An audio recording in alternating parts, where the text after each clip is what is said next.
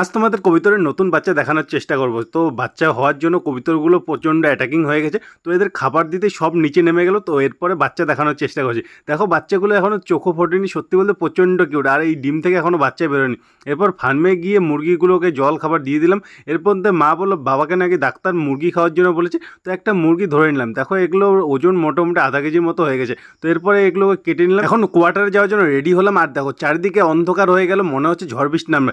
এর মধ্যে মুষলধারে বৃষ্টি নামলো, 3-4 ঘন্টা বৃষ্টি থামারই নাম নেই। তো যাওয়া ক্যান্সেল হলো। তো আর কি মাংসটা এখন রান্না করতে হবে। তো মাংস রান্না শুরু করে দিলাম। এরপরে ভাতও বসিয়ে নিলাম। যতক্ষণ ভাত হচ্ছে ততক্ষণ ফটাফট স্নান করে এখন খেতে বসে গেলাম।